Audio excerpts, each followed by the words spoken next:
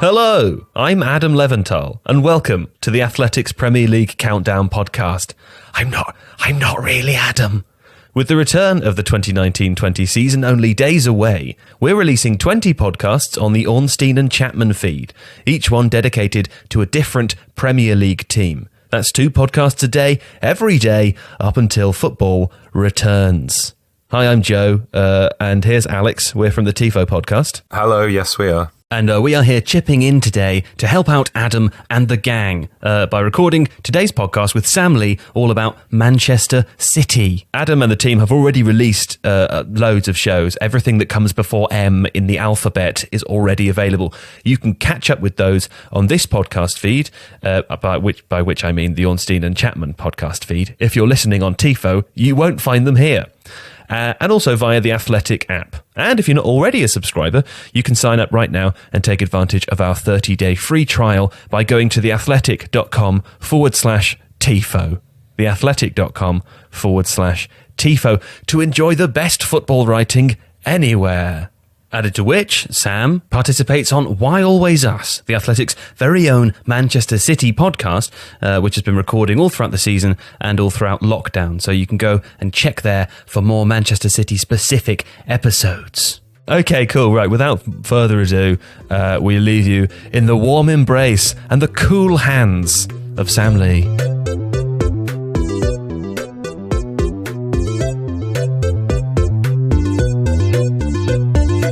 So, Sam, you've been covering Manchester City all season, up until and during the lockdown. How were they doing back in March before the football stopped? This is such an interesting question, and this is probably one of the most interesting aspects of the next few weeks. And it's kind of split down 2 lines, and one is the Premier League and one is the Champions League, because, of course, they had that statement win in Madrid in the midweek at the end of February, and then they won the Carabao Cup. But then the last game before lockdown was that defeat at Old Trafford, which just doesn't happen under, Guardiola's City, but not even Guardiola's City. In the last 10 years, City have done really well at Old Trafford. So it was a shock, even though United are very capable of sitting back and hitting on the counter. City have always kind of had enough. So it's very difficult to say how they're doing, but I think the best way to put it is they're not themselves. They obviously came up with that great win in Madrid, which shows that they've not completely fallen apart, but they are, I think it's fair to say, some way off their best level. Yeah, there's a weird inconsistency to the team, isn't there? Because they're capable of going to Madrid and doing something like that, and then, not to discredit Manchester United too much, but then going to Old Trafford and doing what they did there. It's something that we're unfamiliar with seeing of City of late. What do you think it's down to? Well, yeah, again, and like I say, it's not to be too down on Man United, of course, because obviously they've started to play well recently themselves. But you think of the Tottenham game when they lost against Tottenham at the start of February. That was a different type of defeat because City actually played really, really well, created a lot of chances, missed them, and then kind of fell apart again. And as they did in the first Guardiola season, and it unravelled from there. But they did play really well, and if they put those chances away, obviously missed a penalty, they'd have been fine. But against United, you had the more concerning performance, which was just very kind of passive and slow. They didn't create an awful lot. I mean, the game feels about 6 years ago now, so I might be missing a clear-cut chance that they did create, but they really didn't create a lot. It wasn't a particularly high-tempo game. I don't think, you couldn't say they deserve to win by any measure. So, I think that is a more concerning one, and that has been the problem in many of the games where they have dropped points this season. It's not like you could say they were unlucky. That has been the case in a few games, but mostly they haven't looked themselves. I know I've repeated myself there, but in terms of, the energy, and their approach and even creating chances, it's just not quite been there. But like I say, with the season coming back now, the motivations might be different, and obviously that Madrid game, even though it was in very kind of unique circumstances and a very big game, and the motivation would have been there, that offers some hope for City fans going back into the season as it stands. I don't know about you, Sam, but I have a tendency to enjoy imagining the most extreme scenario whenever something a little bit wrong happens.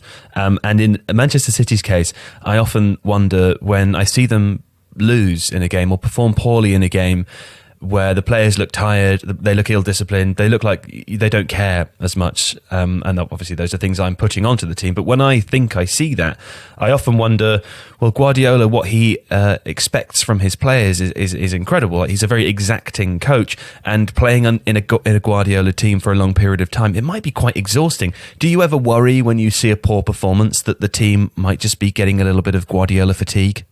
It's funny the way you framed the question, because I'm the complete opposite. Right.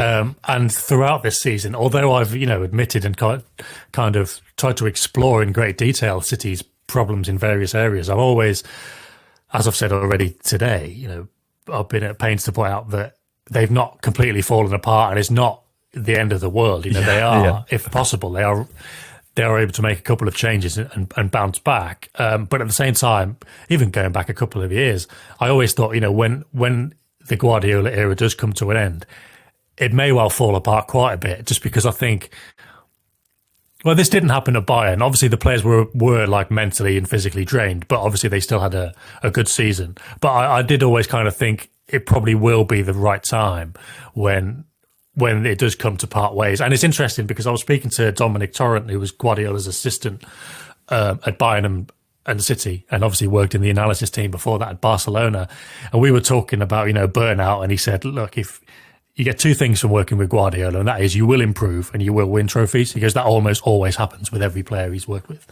But it's not free. You need to be concentrated, you need to be focused, and it's very draining. But he said it's not physically draining, but mentally, because that approach to being 100% switched on all the time is very demanding. He said the only way you can avoid that is change two or three players every season. And if you look back last season, they signed Rodri and Cancelo, but Cancelo's not had much of an impact, but they did sign two. Before that, just the one when they wanted two or three. Last summer, they obviously wanted Harry Maguire, who they didn't get. So they've not been able to refresh at quite that same rate. And Torrent did say that if it gets to the stage where your message isn't getting across, which is kind of going back to your question, I don't think City are there yet, because as I've said, with that Spurs game, even though they lost, they were playing Guardiola football. They were doing what he wanted.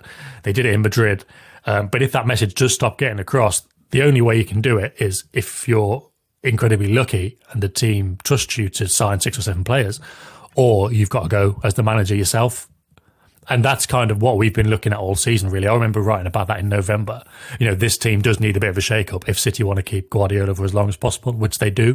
The extent to which they'll be able to do that, we don't know. But yeah, I don't think, like I say, I don't think it's all falling apart. I don't think they're all sick and tired of Guardiola, but definitely, as is completely normal for every club, they do need a couple of changes this summer just to refresh things a little. Okay, well, I want to come back to talk about player refreshing towards the end of the podcast. I think we're going to talk about or ask you, Sam, about centre-back specifically.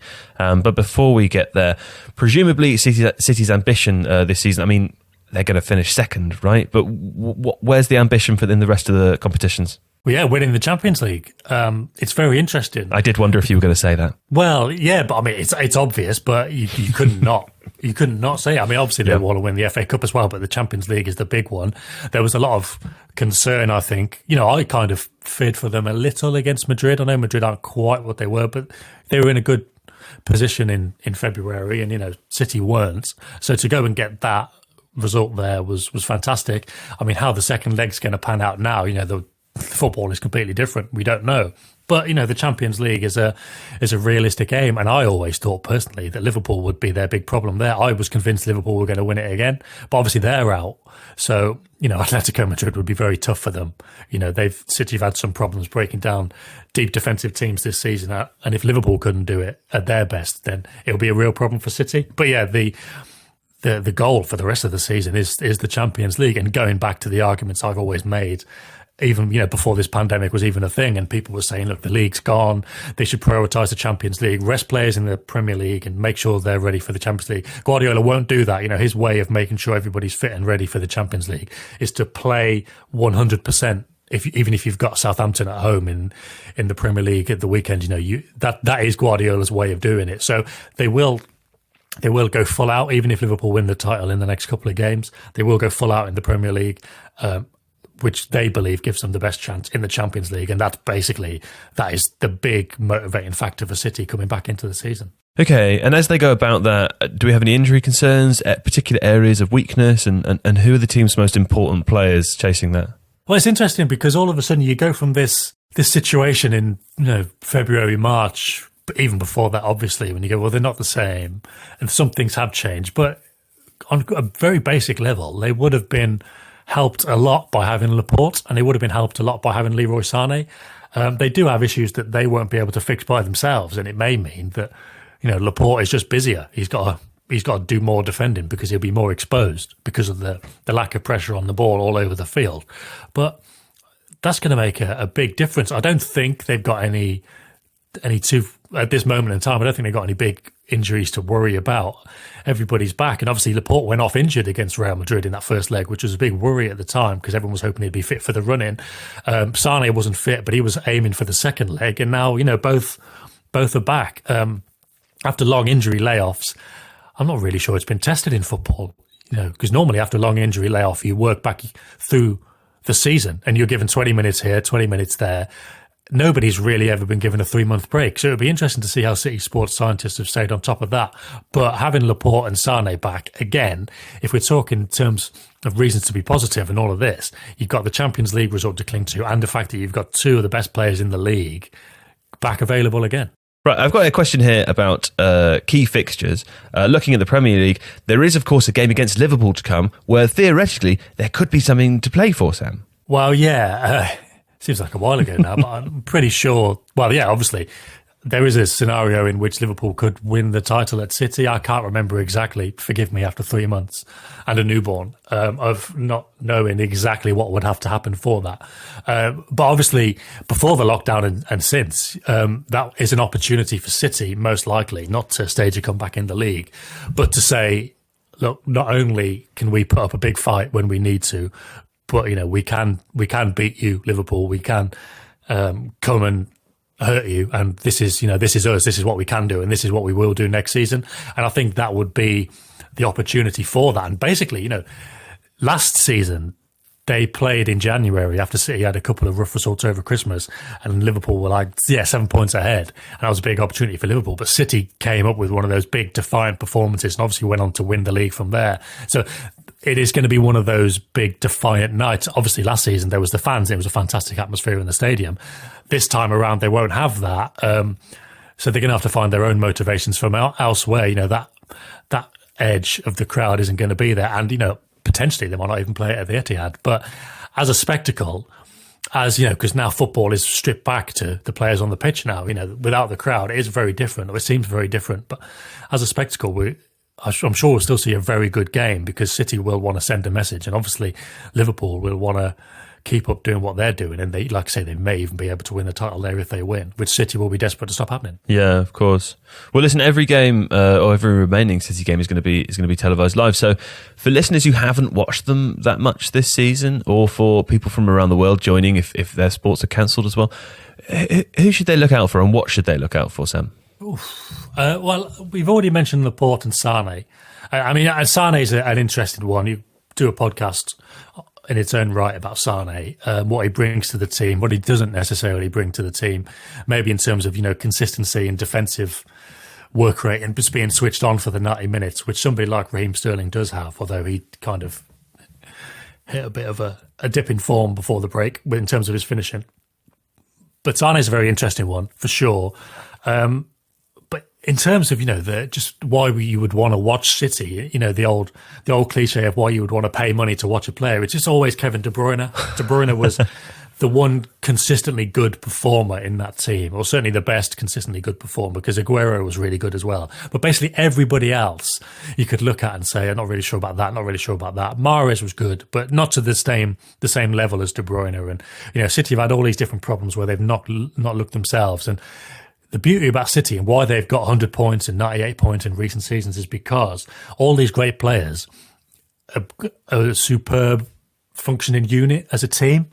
And it's not necessarily been about any one individual, certainly in that 98-point season. But this season, they've not had that kind of collective unit. And it's just been, on a basic level, De Bruyne kind of pulling them through in a way, sometimes with goals, but mainly with assists, just finding the striker 2 or 3 yards out on his own. Only De Bruyne in the league can really do that. Probably only really Messi in the world who can kind of do it better than him. So yeah, if you're thinking, why bother watching Man City? And I know a lot of people who aren't City fans do think that, because generally you think they're always going to win and you might not like them, so you don't want to bother. But one is, they might not win. They might not necessarily win. But two, just watch Kevin De Bruyne, because it's one of those where we've missed football for 3 months. We've missed Kevin De Bruyne for 3 months. We've had a glimpse at life without football. Let's just appreciate it while it's here. And De Bruyne is certainly one of those players you want to be appreciating while you can. No, absolutely. Do you know, with De Bruyne, I always remember on Monday Night Football, there was an episode where I think it was Gary Neville did a comparative analysis of De Bruyne's deep crossing, and he put them up against footage of Beckham doing the same thing. And the similarities were Beckham being a player I'd never really thought to compare De Bruyne to before, but actually the similarities were crazy. Yes, and that's the thing with De Bruyne, he can do it all over the pitch. And I suppose now in our mind's eye, when you think about Beckham, you don't necessarily think of deep crossing. You think of it more, Gary Neville's pushed up towards, I suppose in line with the 18-yard box, and Beckham's gone past him and he puts the ball in from that kind of area. But obviously with a deep crossing, he can, put the ball over the top of the defence or curl it around the back of them, that kind of thing. And De Bruyne is just exactly the same, really. But yeah, his area as well. Obviously, the deep crossing that's the one you probably have in mind when you think of that incredible assist he did against Stoke at the start of the 2017-18 season. That was from a deep area. But this season, he's really nailed down that cross from around in line with the corner of the 18-yard box. He can put it in from there. And if he gets the space to put it in and the striker makes the right run, you're basically cooked, because there's nothing you can do about it by that point. The move's already started. Everything's already in place. And by the time it gets to that stage, there's very little you can do. Yeah, it's such an asset. Hey, listen, one more thing before we go and talk about long shots and new defenders. You say that obviously the aim is to win the Champions League. Now, do you predict that the team can do that? I think after the Madrid game, I should say. Yeah, I think after the Madrid game, I got a lot more confidence in that. I was kind of nervous for City before that. I did think they might struggle. And look, they've still got to get past Madrid. They've still got the second leg. And we talk about Sane and Laporte, but they'll have Hazard. And, things are different for both teams. I think that's their main motivation as well. I think it's already been on the front of the Spanish papers that Zidane's challenged them to be up for that. But yeah, I think they can. I think they can. And now, like I said, also, I thought Liverpool would be their biggest threat. I think they can beat any teams left in the competition. Barca aren't particularly strong. Atletico Madrid would be really difficult, but I think they can do it. So yeah, the short answer is yes, they can win the Champions League, and I'm more confident now than I ever had been at any point during the last 18 months, I think, that City can win the Champions League. Alex, Tifo made a video about Manchester City recently examining their long shots. Will you just walk me through what your findings were there? Yeah, so there's been a fragility around long shots for Manchester City this season, insofar as they've gone from last season conceding a really small proportion of the goals they concede from outside the area to this season conceding the most. What's quite interesting is that the other teams around them over the last couple of seasons, or I should say towards the top of that list, have been fairly consistent. So it's teams like Burnley who sit off quite a lot, have a low defensive line, and that obviously creates space around the top of the box, and so you would think that they would concede long shots. City have gone from being really good at that to being really poor at it, because shots from outside the area have a low XG value. They're not the sort of goals that a team should, in inverted commas, concede. And so this is an interesting area of weakness. It's also worth pointing out that in terms of shots conceded, City actually have the greatest proportion of shots conceded that are on target. I think these two things kind of dovetail together in that what it indicates to me is that City are unable to pressure the ball properly, particularly in longer areas, but more generally. So whereas before, obviously, you had Fernandinho as a central defensive midfielder, and you had centre-backs that were trying to push forwards and create a high defensive line, Fernandinho's use as a central defender this season, because of injury problems, has really robbed City of the ability to pressure the ball in quite the same sort of way. And that's created a situation where the vulnerabilities around sometimes Ederson's positioning, for example, or the gap between the defensive line and the midfield line is really exacerbated. So it's a thing that has become an issue for them, I think, almost exclusively on a kind of personnel basis. Yeah, okay. I mean, Sam, you mentioned earlier Rodri being brought in last summer. Obviously, Fernandinho has had to play at a centre-back, has had to deputise because of injuries to players like Laporte. Just what impact has that had on the season, and what do you make of Rodri so far, given what Alex is saying? Yeah, well, it's really interesting. I mean, that video is fantastic because, and what Alex is saying is fantastic because it really gets to the nub, and it's the best way, I suppose, of explaining City's big issue this season, and that's been, as I mentioned earlier, I think, the pressure on the ball. And now me and Tom Worville on The Athletic, we did a big look at what's happened to City's pressing and loads of different factors and loads of different ways that it's been an issue. But again, we talk about mind's eye, and I think if a lot of City fans would think about the pressing, it would be more high up, it would be more opposition team building out from the back, and City not putting pressure on them, and the ball gets worked through them too easily, and then all of a sudden everybody's on the back foot. But yeah, this is great because I think we mentioned it in our article as well, but this video really goes into detail on it. There's just no pressure on the ball all over the pitch. And some of the examples you've given in the video, just of City being unorganised, and they're kind of floundering a bit. They've been counter-attacked, which again, quite possibly might be because they haven't been able to sustain attacks or to counter-press. And they're floundering a bit, and they will have got past Rodri at some stage. And now, to go back to your question, the important context is back in the summer when he signed, the City coaching staff were thinking, well, he's a great player here. He can really bring our game on. He's better on the ball, or he could be better on the ball than Fernandinho. He could help City in more ways than Fernandinho can. But what he needs to do is learn when to press, when not to, because if he gets it wrong, he can go to press, push up, and they'll play around him, and there'll be a big hole behind him, and they'll be in the defence. And now I think we've seen that much more than even the City coaches expected last summer. We've seen that basically, it feels like, this is an exaggeration, but it feels like 2 or 3 times a game we've seen that. And now the reason we did this pressing article was because I was actually going to do an article on Rodri, but I thought it would be unfair to focus on him without looking at the wider context of the problem, because if players are already streaming through because they're just getting past Aguero and Sterling and Mahrez and Bernardo Silva and whoever, or David Silva, in fact, because they've been pressing with a 4-4-2 and he'd often been with the part of the two pressing. If they've been going through them, then Rodri's as much of a victim as everybody else. It's not necessarily his fault. But, I mean, we've looked into it a bit, and there was a really good thread on Twitter that I was tagged in, and that highlighted, I can retweet this when the podcast goes up, and that highlighted the areas that Rodri's been pressing in. And Fernandinho, as you mentioned in the video, and in this, everybody knows he's very good, but he presses at the right time. So, obviously he's about 14 years older, 12 years older. So he knows, he's got much more experience, but he knows when to press, when to do it, but he does it in central areas. Rodri always seems to be out wide. Now, I'm not sure if this is a function of the fact that he's often played as a double pivot with Gundogan, but he only played as a double pivot with Gundogan because he needed more protection in the first place.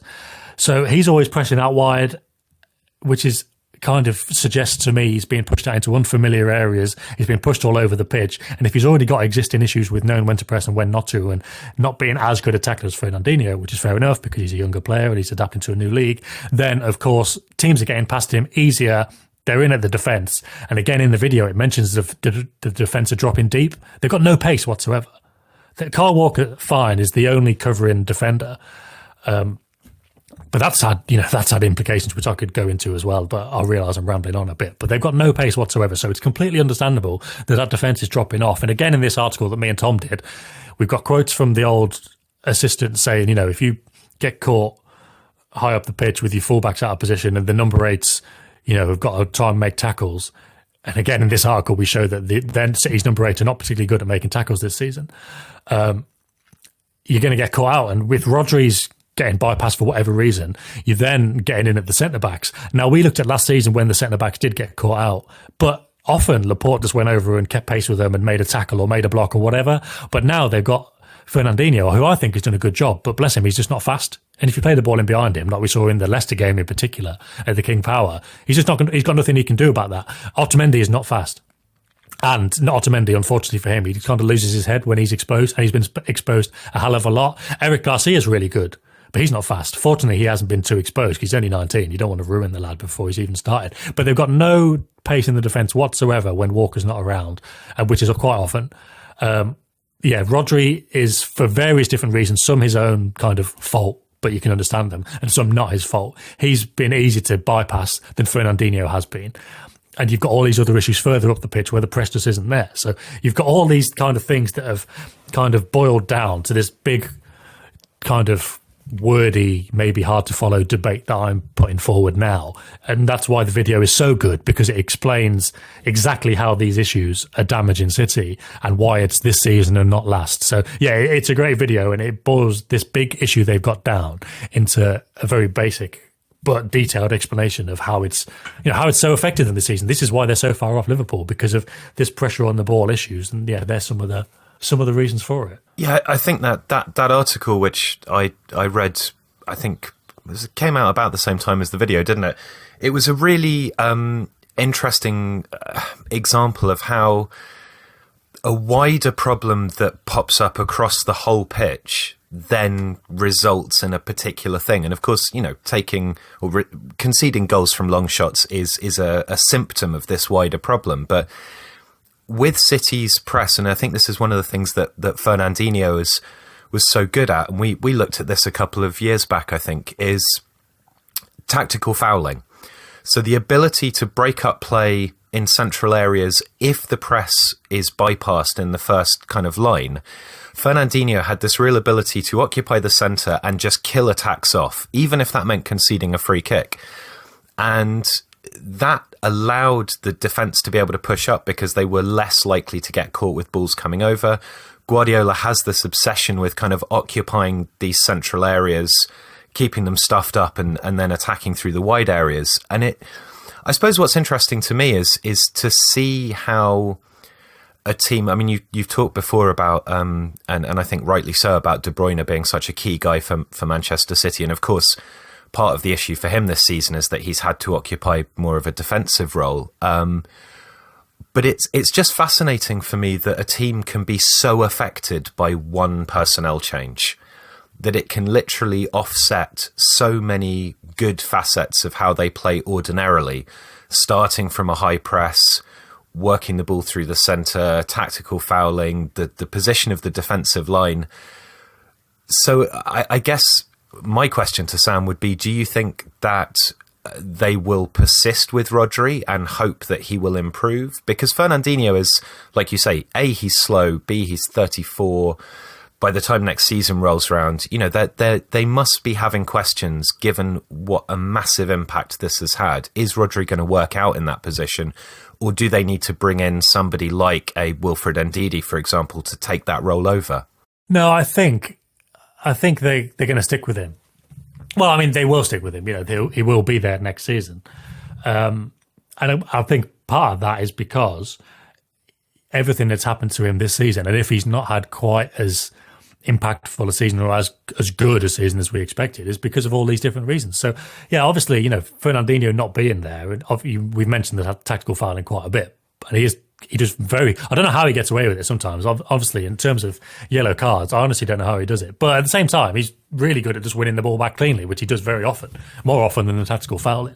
So it is interesting that he's taken him out has had such a big impact. But it's not just that. Obviously, in the article, in the video, it makes it very clear that when he doesn't play, that's the big issue. But at the same time, I don't think you can separate it, because if he wasn't there and Rodri was, but Laporte was in the defence, so you're better off. Okay, Laporte would probably have to do more work, and there would probably be an issue that needs fixing there. But they might not be conceding these goals. They wouldn't be dropping so deep. He would hold the line up. Presumably, whoever he was defending next to would, you know, be more reliable. You know, Otamendi might need a more steadying presence there. But also, if you go back to Sane, you've got somebody unpredictable in the attack, and that makes it easier for City to create these attacks, and it makes it more difficult for the opposition to plan what to do, because the opposition now, they know Raheem Sterling's going to play on the left, and they know he's going to come inside, and they know that when City get the ball, you know, this trademark goal, which I've also written about in the past, where they play a 1-2, basically get to the byline, square it across, tap in, done. They know that when City play that ball square, City rely on the defence pushing up. And as the defence are going away from the goal, City are going towards it, and all of a sudden, again, they're cooked. There's nothing they can do by that point. City are in behind and it's done.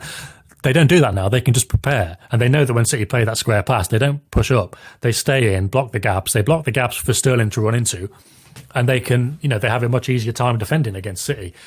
And City's attacks break down. And then you might get counter-attacks from there. But if you've got Sané and they don't know whether to prepare for Sané, they don't know whether to prepare for Sterling, there's different things they can do. City can start Sterling, they can bring Sané on. It's that, all those things make such a huge difference. So to say that this is all because Fernandinho is not there that's not the full picture. It's definitely had a part to play in it. But if they had Sané, if they had Laporte, they would still have issues, but they would be much better off. Rodri would be much better off. So I think City will know that. They will know that, it's not a fair first season to judge Rodri on. And as much as anything, it's difficult anyway. So they knew he would need time to adapt. They knew he would need time to learn. It's his first season in a new league, in a very demanding team like City, and not just in a demanding team, but in a very demanding role. You're basically being held up against Fernandinho, who is basically a 9 out of 10 on the scale of what Guardiola needs a defensive midfielder to be. Maybe 10 out of 10 is Busquets, but maybe in terms of the Premier League, he is 10 out of 10 because he wins all the headers as well.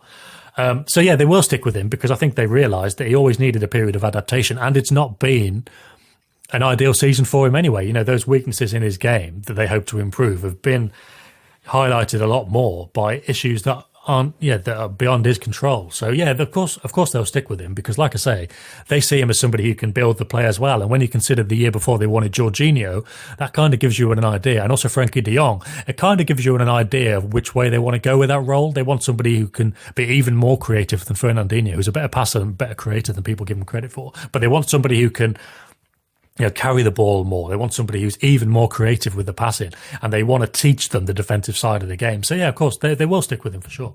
Can I ask you about and it's potentially very exciting as well. Like if they do teach him that, if they do protect him better, and he does improve the defensive side of the game, and he keeps driving forward with the ball and playing the passes he's capable of, it is a very exciting proposition. Can I ask you about Sané as well? What's the latest there? I mean, I think everyone's been reading that Bayern is a likely destination. Yeah, more than likely. It may well be at that stage now where it's all done, bar the final agreement. The famous done deal you get in football, which can still fall down at the last minute because I don't think anything's signed. So that scenario you just described then of the defence not knowing how to shape up if you've got Sterling and or Sané available, how do Man City replicate that when they lose Sané? Well, yeah, but the good thing is they're going to have Sané until the season finishes. They're going to have Sané until the Champions League finishes. And I think with football being as it is now, City are planning for what they can do in the transfer market anyway. And obviously there's this new reality, and we've got the Court of Arbitration for Sport hearing, which is going to have a big say on what they can do in the market, but obviously the pandemic itself. But as far as I know, City is still looking for 5 players at least this summer. I'm not sure if they'll get them all, but they want a left back, possibly 2 centre backs, a left winger and a striker. 2 centre backs? Well, they need it. They need 2 centre backs. Of course. Absolutely. Look what's happened without Laporte. If they lose Laporte again, it'd be a disaster. I don't think in the financial reality they will be able to get to, but they will be very strong. Also that bears in mind, doubts about Stones. Maybe they'll give him another year, but if they can get money for Stones, which again is another huge if, we don't really know what's going to happen in the market. But yeah, doubts about Stones. I mean, huge doubts about Otamendi to the extent that he would have left last season because he wanted to, but in the end he couldn't go anywhere. So if he can go again, they will move him on. And if they can get in, obviously it'll be a big adaptation period, the 2 new centre-backs, but if they can get 2 in, I think they will do that. Wow. But yeah, sorry, going back to Sané, obviously they're making these plans, but I think the most important thing for City is they have still got him, and he is a big weapon. And we're talking about the Champions League. I think if they want to, if they're playing Atletico Madrid, they're going to need Sané. Even if it's for 20 minutes at the end, if they can't, for argument's sake, if they can't trust him to be focused and switched on, and maybe he will be, but if they can't trust him to be focused and switched on for the whole game, which has often been the case with Sané, particularly in the last months of last season, then they can still use him as a wild card in the last 20 minutes of the game. He's still going to be very important. And there will be games in the Premier League which most likely won't matter too much, as long as City gets through the first period of Arsenal, Chelsea, Liverpool, and they're not looking like they're going to fall out of the top 4. they can play Sane in those quote unquote less important home games or even away games. And he's just a huge asset for them. So yeah, obviously it's most likely that he's going to leave. But there is actually a lot of football to be played now. And I think with the little hiatus we had, we appreciate that even more. And I think everybody at City is just going to be focusing on what he can bring to them in the immediate term, and then they'll worry about how they're going to replace him afterwards. But as far as I know, they do actually want to replace him, which another little avenue we could go down. If they'd have sold him to Bayern last summer, before he got injured, which they were going to do, they wouldn't have replaced him. And can you imagine the problems the City have had this season? Can you imagine the stick they would get if they had these problems, having decided not to replace Sane? They kind of dodged a bullet with that one, really. And especially now they're going to have him available. They really did get away with one there, which is an interesting little side story. Yeah. But yeah, he's available and he's going to be a big help. And finally, I know we haven't talked about anything off the pitch in this podcast, and partly because we've done that quite a lot on this show before, and also because I think, as things hot up again, it'd be great to have you back, Sam, so that we can discuss this in more detail. But in terms of decisions around FFP and the Court of Arbitration, what's the timeline now? What are we waiting for, and what are you expecting? So basically, Monday, Tuesday, Wednesday, the 8th, 9th and 10th of June, there is the 3-day hearing, which is a long hearing by CAS standards generally. So that kind of highlights how complicated a case it's going to be. And there's been a few reports that the decision won't be published or made public until August, which isn't such a problem anymore, because if you had said that in the old football, in the old world, that would have been a big problem, because the season would have started. The Champions League season would have started in August. Sheffield United, if they were to finish fifth, they would want to know and all of this. But it doesn't matter so much now, because the Champions League, if everything goes well, it looks like it's going to finish in Lisbon around August anyway. So you can imagine City winning the Champions League and then the next day CAS saying, oh, by the way, you are banned for 2 years. But it looks like the decision is going to be out in August by kind of reports elsewhere.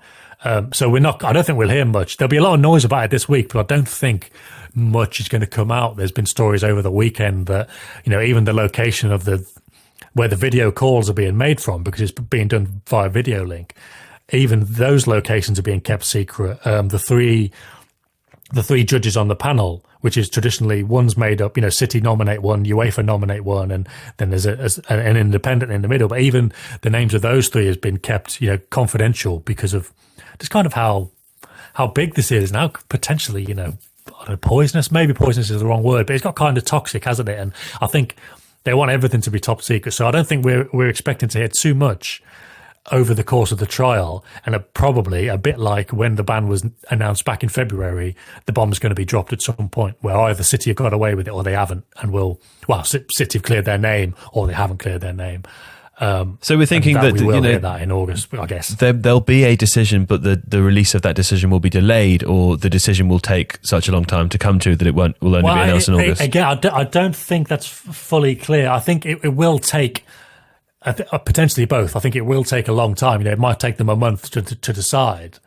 I could be wrong on this, but I think it could take them a long time to decide. But then it might be another few days or a couple of weeks before that's made public. But in the meantime, that decision will be communicated to the clubs, and then it'll be made public. That kind of thing. So I think that's how it would work. And what do you expect to happen? I really, really honestly don't know. I was going to say to cover my ignorance in that respect there, in terms of not knowing when it will be decided and when it'll be announced. We've put together on The Athletic a couple of really big articles, and one of them is speaking to kind of legal experts and people who have knowledge of FFP and CAS hearings and all of this, and what arguments City could make, what arguments, how likely those arguments are to succeed. So, for example, a lot of City fans are of the belief that this is based on hacked emails and they won't be admissible, but will they be admissible? And it seems like they will be. But then UEFA seemingly are saying that their investigation was never to do with the Der Spiegel revelations. So it'll be interesting to see how they prove that. Also, UEFA, their own statutes say they can't investigate or reinvestigate any previous settlement, and they can't reinvestigate anything that happened more than 5 years ago. But they have with City. They've reinvestigated the old statement from 2014, and they said the period was 2012 until 2016. And obviously, that's more than 5 years ago. So City could say, well, look, UEFA's own statutes mean they can't do this. But the people I've spoken to suggest that CAS will look at everything and say, well, they they may have good reason to have gone against their own statutes, and that may not necessarily make a difference either. So we've done a lot on The Athletic about those arguments, but it will be interesting to see how UEFA prove that they decided to reinvestigate anyway, which was nothing to do with Der Spiegel. And the other thing, which nobody really knows, is City have said all along that they've got irrefutable evidence that they've not done anything wrong. So those two things would be really interesting to see. So even if we do get a decision in August, I don't think the other part of it is I don't think we'll get the full written reasons, as it were, the full document of what was decided and why, and what was presented and why. We won't get that for months. It could be the start of next year before we get that. I mean, I know there are legal issues around this and what we're allowed to say and what we're not, but it strikes me that this sort of case it falls into that sort of funny category of, I mean, this is all alleged. Obviously, in the emails that were leaked in the Der Spiegel leak and the football leaks are allegedly true, and the club might be able to claim that they're not real. But it seems that all of Man City's arguments against being punished here are technicalities based on sort of legal rules, rather than trying to claim that they haven't done anything wrong. Is that not a fair way of looking at it?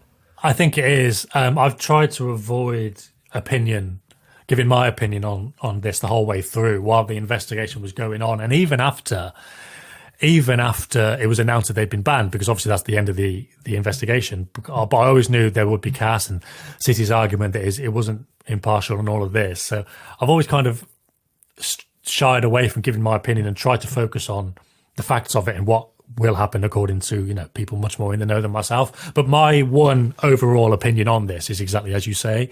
If City do get the ban overturned, I personally, and I would like to think a lot of fans would as well. Obviously, I think the main thing for the fans is to get it overturned. But I would like to think a lot of the fans would like to have City clear their name, not just get the ban overturned, but clear their name. This irrefutable evidence they say they have.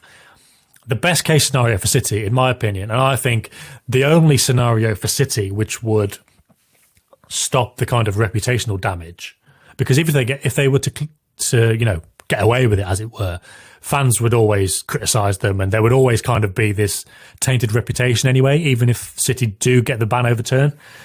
The only way to avoid that, I think, is to say, this is actually all of the proof. These are the emails. This is the full context. This has been corroborated. This is whatever else they say they've got. So, yeah, I don't want personally City to get off, as you say, kind of on technicality, on saying, well, we did it 6 years ago, so you can't get us. Because I don't think that's enough, because that's still an admission of guilt, really. That would still be, well, they did it, but you can't pin it on us. That, for me, that's not enough. I know for a lot of fans it would be. And a lot of fans made that point to me when I wrote an article saying City need to actually clear their name. So, yeah, that's what I want City to do. I want City, if they are to get the ban overturned, to do it because they haven't done anything, not just because they've got a good lawyer who can kind of argue a couple of loopholes. Yeah.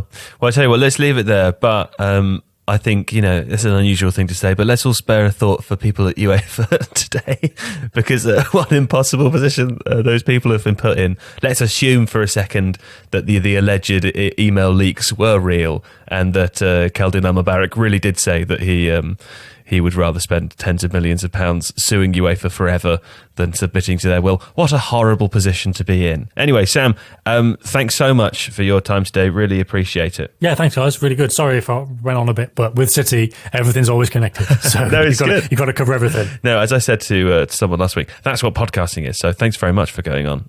We much appreciate it. And we look forward to hopefully having you back when there's more to talk about on that last topic. There we go. That was it. That was the podcast. Hope you all enjoyed it. Thanks for joining us, Sam Lee.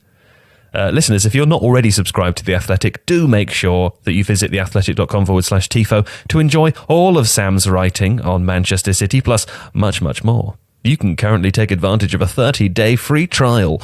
And if you want to try it out before committing to a full subscription, you should do just that. Yeah?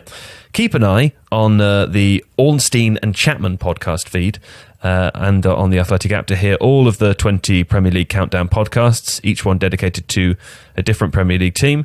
And thanks for listening. I suppose there's nothing left to do but for Alex to say goodbye. Goodbye.